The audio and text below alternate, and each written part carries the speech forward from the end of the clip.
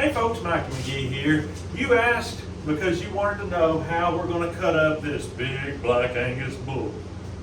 And I guess we're going to start the video today, although I already took the two bellies, made bacon out of that. You may have already seen that video, so that's set to the side. But today we're going to start the rest, and we've got 2, 4, 6 pieces left, and they've been hanging for a week and a half. These big boys, we're going to let them hang on for probably 3 weeks. But these ribs are thin, even though they've got a lot of fat on them. We're going to go ahead and get them deboned today. And the backs, we're probably going to go ahead and cut them today. We're at least going to cut them and see what they look like. And if they don't cut well, we'll freeze them so that they will cut well. So let's get into it and see how this goes. All right, first thing I'm going to do is cut off this neck portion here. Just cut it straight across with my Victorinox. Wow, that's thick fat. Thick fat. So we had a little issue with the way I cut the belly off before we split it. Caused the vertebrae to split, and right here they completely ripped off. So it sort of damaged some of the, let's see, this is the back. So it would be the sirloin and porterhouse. The sirloin joins the porterhouse right there at the back leg. So we possibly did ourselves a little damage by cutting that belly loose. One side almost had to be done to get them guts out. It was unbelievable how big his guts were and how hard it was to get them out. But the rest of it we're going to take on the saw now, cut this part loose, and we're going to cut that up to where it can be deboned easily. And then we'll go from there. We've got, this here is the skirt steak, so we'll be getting that, and it's very important to get it at an early stage and not let it hang for like 3 weeks because it'll be hard as leather. So we'll take care of that today as well. Hold the hook down so when he unhooks it, it don't pull that trolley off and hit him in the head. Twist his back as you go. And that's experience talking because my head took the full brunt of one. There's been a lot of times that I've just taken this skirt steak and ground it up into burger, but on this big boy I think we're going to literally try to use it for fajitas or something. Here's a scrap piece. So at this point I'm just going to remove it and we'll throw it in a tote here and we'll work it up later. We want to make sure that don't get ground.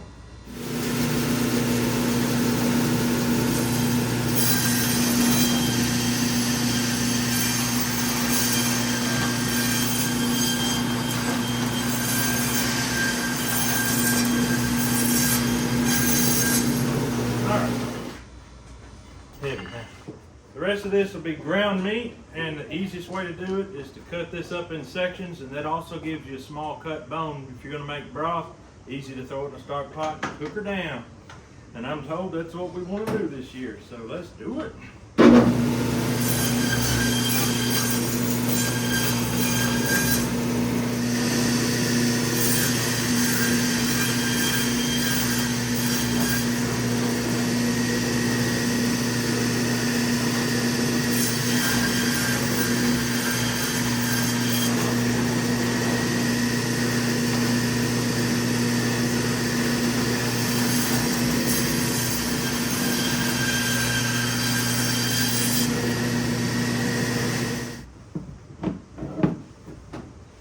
Already heavy. All right, let's take a look at this rib cut section. There's actually a lot of marbling in there. Almost sad to grind. But anyway, I think we're going to take it. This is called rose meat. It's really only good for grinding.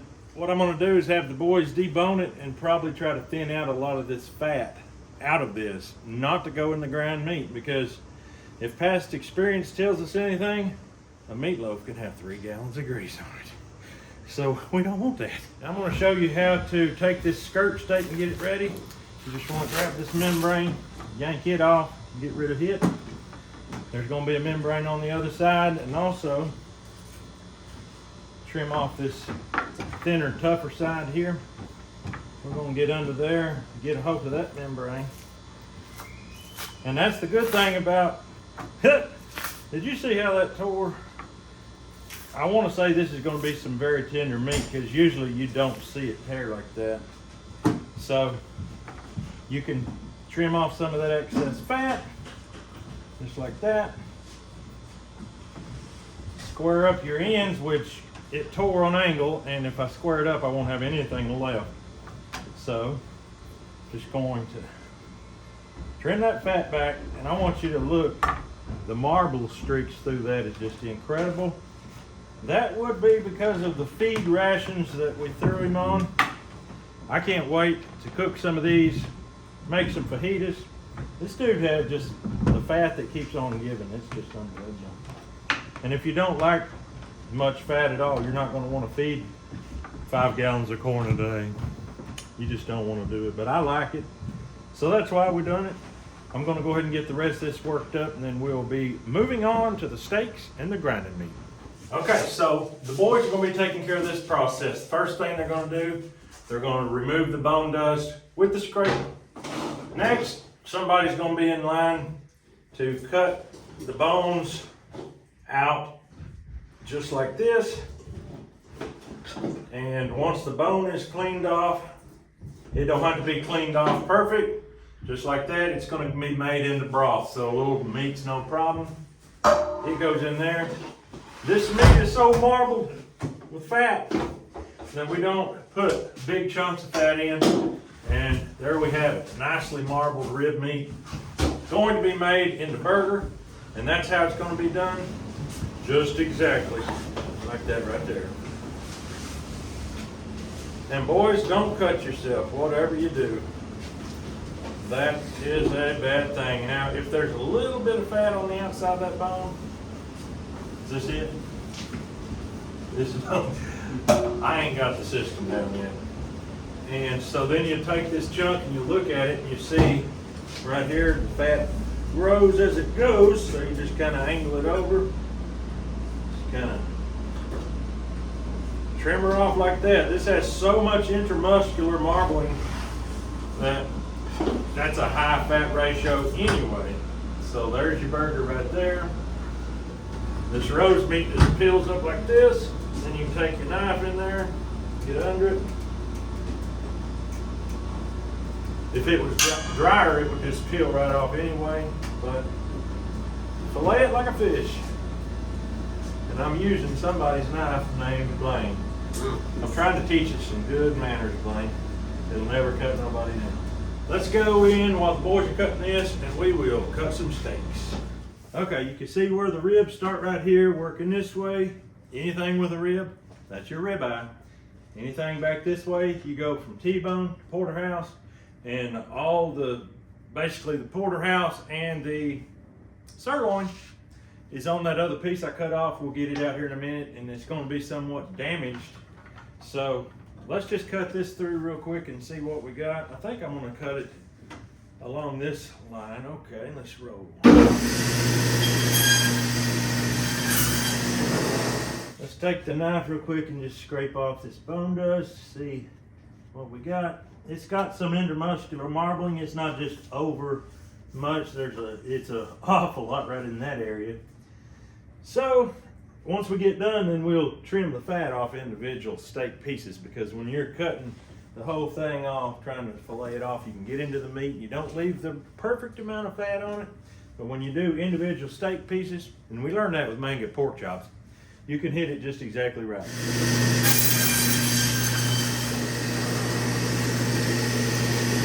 Yeah, exactly.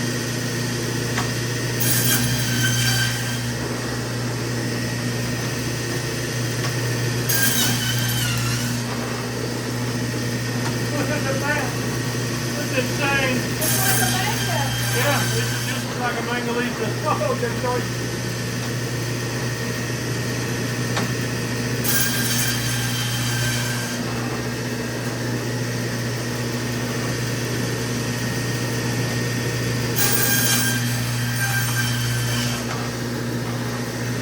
That's a ribeye right there. Good night.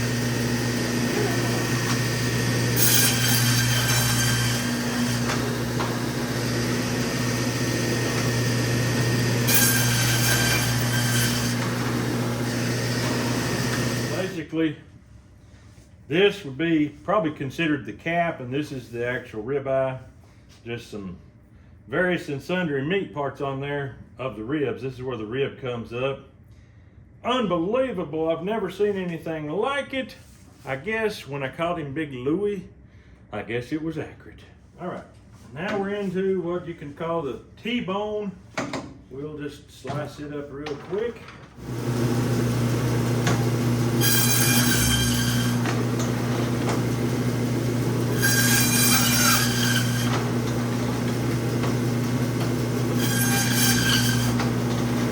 And let's see how the boys are coming along. Looking good, boys. Look at that marbling. Oh my goodness. Big Louie was a big fatty. Doing good, boys. When I get back, I want all these other legs cut up. All right, see y'all. All right, let's dig in here and get a big old ribeye steak. That is some unbelievable amount of fat and meat. We're just gonna take our knife, come straight up through here, come right around. And that's basically just a little bit of bone here and a little bit of bone here. I think for the sake of packaging that we'll go ahead and remove this portion of this bone. If you're doing it yourself, of course, you can decide all that your own self for your own purposes.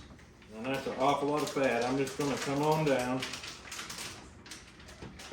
and I'm gonna just go ahead and take that rib bone off.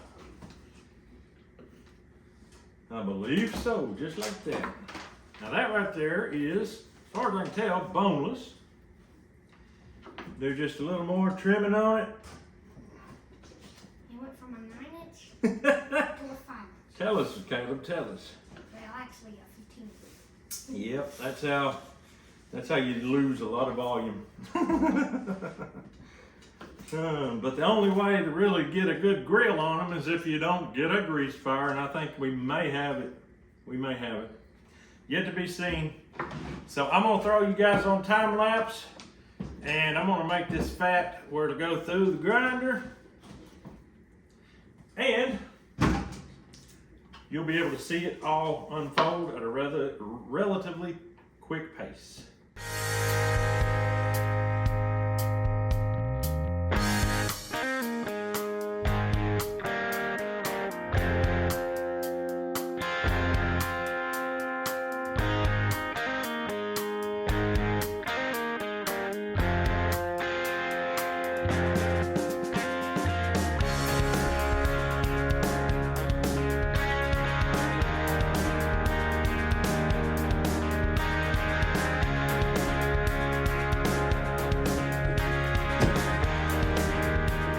All right, at this point, it's time to take the fat and grind it through, because the fat, that's some pretty good stuff.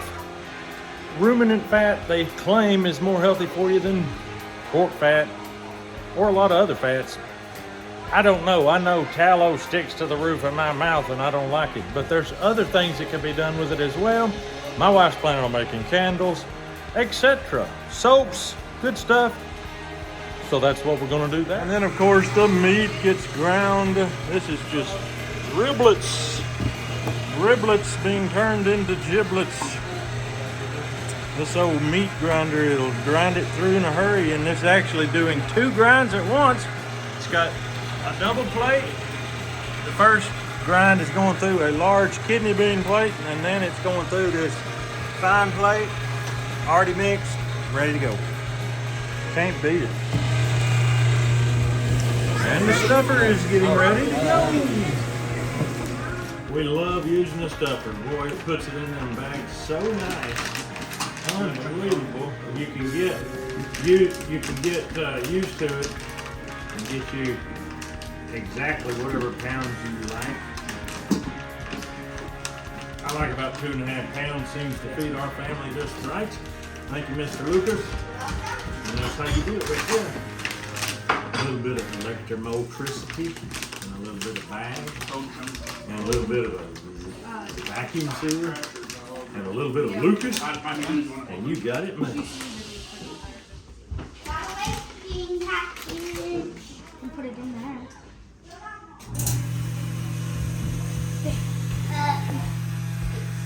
you want to watch what it does.